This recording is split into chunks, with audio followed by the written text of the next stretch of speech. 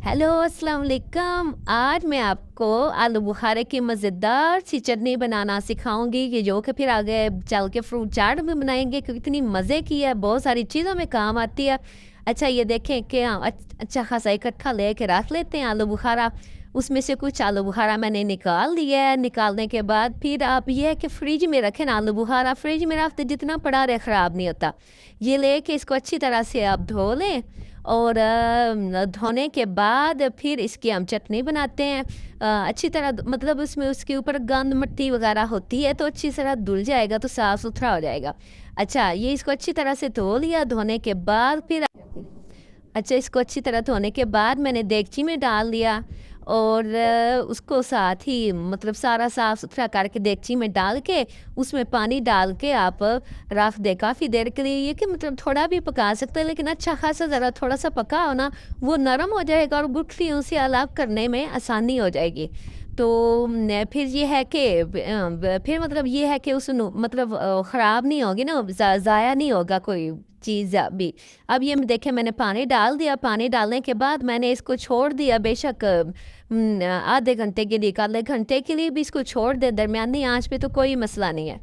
तो ये एक मतलब बड़ी मज़ेदार चटनी बनती है। बाहर से जो चटनी मिलती है उन्होंने मिठास पता नहीं कैसे क्या कुछ डाला होता है और आलू बुखारा तो महंगा होता है तो वो आलू बुखारा तो होता नहीं, उसके नाम पे पता नहीं क्या कुछ डाला था। जो चीज़ घर में बंदा बना लेता है ना, उससे अपने घर वालों की सेहत के लिए, अपनी सेहत के लिए, अपने बच्चों की सेहत के लिए जो एक अच्छी चीज़ बंदा घर पे बना लेता है उससे बेहतर कुछ हो ही नहीं सकता। अब ये है कि इसको डाल के तो फिर खुशी और एक चीज़ मज़ेदार बन जाए तो फिर खुशी भी होती है और फिर दिल करता है सारे तारीफ़ करें तो दिल करता है कि फिर बार बार वो चीज़ें बनाएं अच्छी अच्छी। और जितना आप चीज़ें बनाते जाते हैं ना उतना ही फिर ये है कि तजर्बा भी ज़्यादा होता है और चीज़ें मतलब अच्छी बनती भी हैं और फिर बनाने को दिल भी करता है। अच्छा अब ये देखिए काफ़ी देर पकती रही है, पकती रही है और फिर ये जो इसका गूदा है वो सारा नरम सा हो जाएगा और पानी भी काफ़ी हद तक सूख गया है। और फिर सूखने के बाद जब ये देखा कि पानी भी काफ़ी सूख गया और ये देखे नरम हो गया, पानी का रंग देखे चेंज हो गया। लेकिन इसमें इस मौके पे अभी तक मैंने चीनी वगैरह कुछ भी नहीं डाला। तो चूल्हा मैंने बंद कर दिया था। चूल्हा बंद करने के बाद फिर ये है कि ज़रा ठंडा हो जाए या फिर अगर आपको जल्दी है तो ठंडा कर लें आप नीचे पानी रख के या बर्फ़ थोड़ी सी रख के। तो लेकिन फिर ये है कि सारी मैंने गुठली अच्छी तरह से मल ली ताकि उसका हाथ धो लें और अच्छी तरह से उसको मल के और गुठलियाँ जो है देखें साफ़ हो रही हैं वो आप अलग करके रखते जाएं। और जो कुछ ऐसी भी गुठलियाँ होती है जिनके साथ अभी आलू बुखारा ऐसे ऐसे लगता है साबित है, इतना जल्दी नहीं हो रहा, तो कोई मसला नहीं, उनको भी मैं साइड पे रखती गई, वो बाद में इस्तेमाल कर लेंगे। सारी गुठलियाँ जब अलहदा हो गई तो अब ये देखें इसको मैंने जग में डाल के तो ब्लेंड कर लिया। ब्लेंड करने के बाद फिर ये जग नज़र आ रहा है, इसमें पानी डाल के ताकि ज़ाया ना हो तो फिर और डाल के देगची में डाले और कितना अच्छा ब्लेंड हो जाता है, इसमें कोई भी चीज़ रह नहीं जाती, बड़ी स्मूथ सी एक अच्छी सी चटनी जो है ना वो तैयार हो जाती है। ये सारा कुछ हांडी में दोबारा से डाल दिया। डालने के बाद फिर से आप इसको चूल्हे पे रख दें।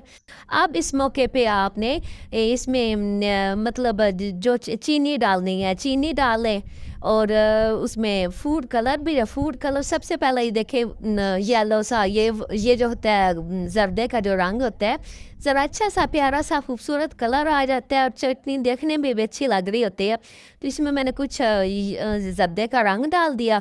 उसके बाद ये है कि चीनी डाल दी। चीनी डाल के मिक्स करके चेक कर ले, 1 कप तकरीबन मैंने डाली थी, 1 कप तो वो सही रही। लेकिन अगर कम भी डालना चाहें, अगर आप कम इस्तेमाल करते हैं तो कोई मसला नहीं। इसके साथ ही ये देखिए जो गुठलियाँ तो हाँ बिल्कुल उतर गया था ना उनके साथ, वो तो मैंने फेंक दी और जिनके साथ अभी सही उतरा नहीं था वो मैंने दोबारा डाल दी। क्योंकि अगर फ्रूट चाट में वो आ भी जाए तो कोई मसला नहीं होता, पता है खाया खाया जाता है और अच्छी लगती है, फिर फ्रूट चाट के साथ खा ले। अब ये जो गुठलियाँ जो जिनके साथ सही नहीं उतरा था वो मैंने दोबारा डाल के अब चूल्हा चला दिया है और फिर से चटनी पक रही है। और ये है कि फिर इस 1 कप चीनी ले के और इसमें मैंने चीनी अब इस चीनी डाल दी। अब ये मिक्स हो रहा है, अच्छी तरह से मिक्स करके अब इसको पका ले, लेकिन ख्याल रखें ना उबल के गिरे ना। कितनी अच्छी बेहतरीन सी थिक सी जो है ना ये अभी चटनी लग रही है तो ये है कि बड़ी मज़ेदार कई चीज़ों में ये इस्तेमाल होती है। इसको कई दफ़ा आपको दिल नहीं कर रहा होता, रोटी के साथ भी आप खा सकते हैं। आप चटनी के इसके साथ समोसों के साथ, पकौड़ों के साथ, किसी भी चीज़ के साथ आपने खानी है, बच्चों को रोटी देनी हो तो इसके साथ आप मतलब कई चीज़ों में इस्तेमाल काफ़ी सारे दिन चल जाते हैं। इस मौके पे अब मैंने देखे 1 कप था नापा हुआ था, मैंने वो चीनी भी डाल दी।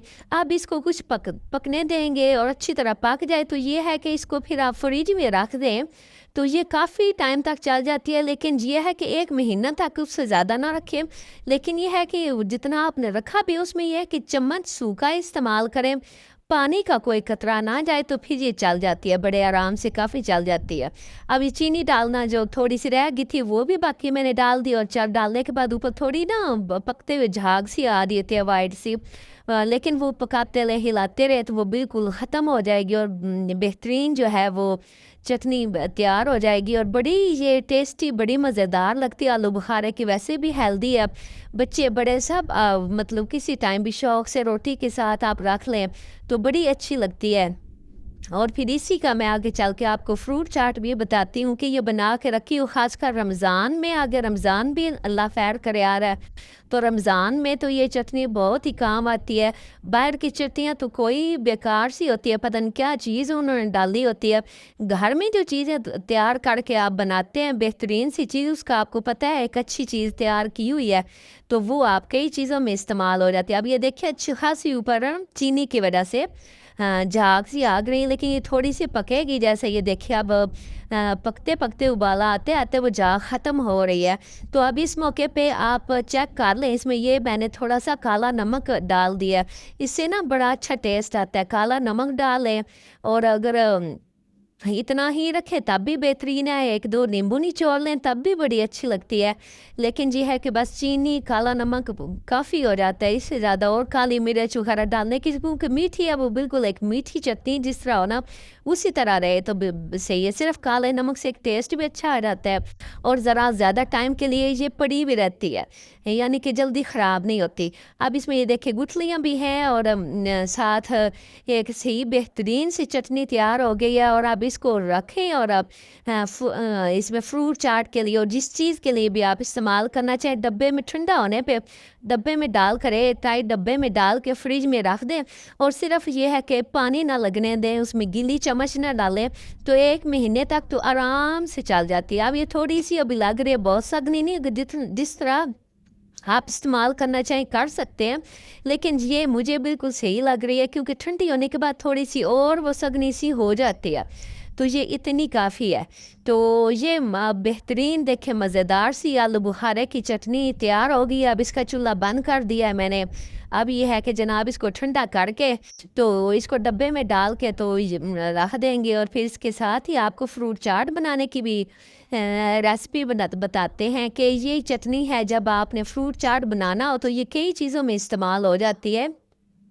फ्रूट चाट बना सकते हैं आप और कई चीज़ें जो इस्तेमाल करनी हो। ये देखिए आखिर तैयार हो के कोई जाग उगा नहीं, सब मुकम्मल बेहतरीन चटनी जो है वो तैयार हो गई है।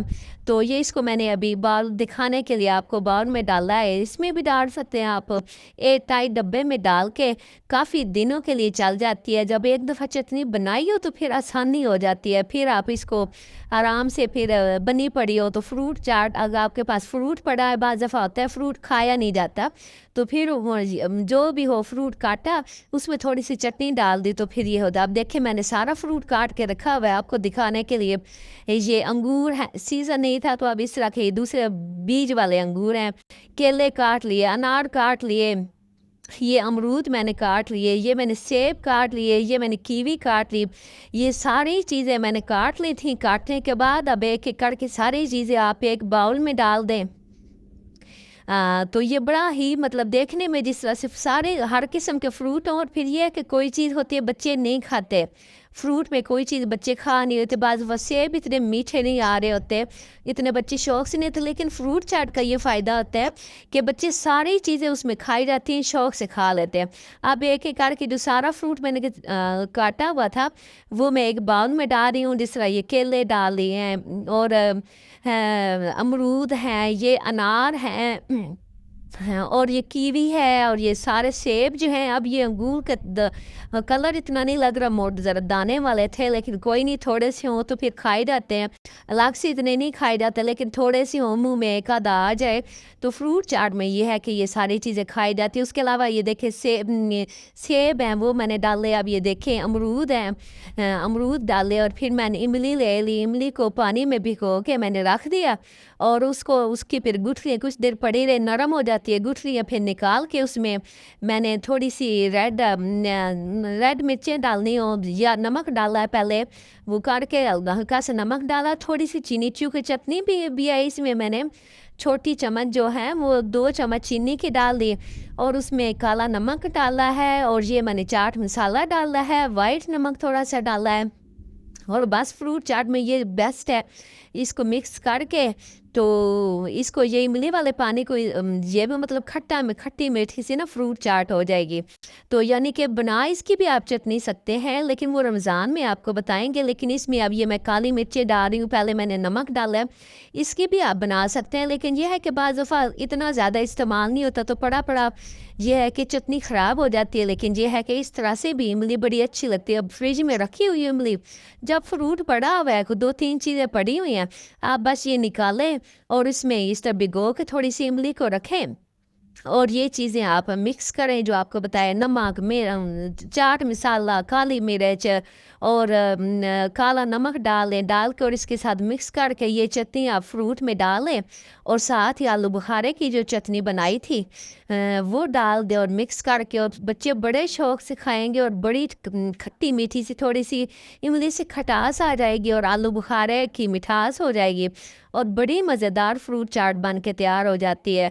और ये है कि जब फ्रूट आया हो, रोज़ बेशक चटनी बनी पड़ी हो तो रोज़ इस तरह से बना के तो घर वालों को दें, क्योंकि कोई चीज़ है कोई खाई नहीं जाती। जिस तरह अनार बाज़ दफ़ा खट्टे आ जाते हैं तो उसके बेशक 4 हिस्से भी अनार के किए हुए हैं, तो एक हिस्सा जो है फ्रूट चाट में डला हो तो फिर वो ज़ाया नहीं जाता, वो फिर फ्रूट चाट में खाया जाता है। ये वही चटनी है जो मैंने एक दिन पहले बल्कि बनी, अगले दिन चाट बना रही हूँ तो ये देखे चटनी बना के मैंने रखी थी, अब ऊपर से ये चटनी डाल दी, तो इस तरह से बड़ा मज़ेदार खट्टा मीठा फ्रूट चाट बन के तैयार हो जाएगा। इसको खाएं और फिर एंजॉय करें। और फिर यह है कि चीज़ें तो बाहर से मिल जाती हैं और आजकल सारे पसंद भी बाहर की चीज़ें बहुत कर रहे होते हैं, लेकिन अपने घर की साफ़ सुथरी चीज़ जो है ना उसकी बात ही। और फिर फ्रूट चाट मैं तो जब भी बाहर से खाती हूँ, मुझे यकीन कर बिल्कुल अच्छी नहीं लगती। जिस तरह की चीज़ आप पसंद करते हैं, बच्चे जिस तरह की पसंद करते हैं, घर वाले जिस तरह की घर चीज़ पसंद करते हैं, आप ये घर में बना लें तो ये है कि बाहर की निस्बत सस्ती भी पड़ती है। और यकीन करें फिर कई दो किस्म की फ्रूट चाट बाहर से मिलते हैं, लेकिन उससे कई गुना जो है ना घर में बेहतरीन आप बना सकते हैं। ये थोड़ी सी कीवी और अनार जो दाने जो थे, अनार के दाने, वो मैंने बचा के रखे हुए थे कि मैं एंड पे ऊपर डालूंगी ताकि ना ज़रा प्यारा सा लगे, तो कुछ मैंने दरमियान अंदर भी डाल दिए थे। अब ये बाकी जो अनार के दाने हैं वो मैंने ऊपर डाल दिए। डालने के बाद वो ये देखे कीवी तो बड़ी प्यारी लग रही है, इसका कलर बड़ा अच्छा है और ये मैंने ऊपर करके सजा के रख दी ताकि ना एक बाज़फ़ा होता है ना कि देखने में ये खूबसूरत कलर हो तो देखने में ही अच्छा लग रहा होता है। तो ये इतना बेहतरीन सी लग रही है, खूबसूरत कलर देख के, खूबसूरत चीज़ देख के वैसे ही खाने को दिल कर रहा होता है। ना भी दिल हो तब भी दिल करता है कि चले थोड़ा सा खा ले। तो ये देखिए इस तरह से बेहतरीन सी मज़ेदार फ्रूट चाट और बेहतरीन से मज़ेदार फ्रूट चाट चटनी तैयार है। खाएं और इंजॉय करें।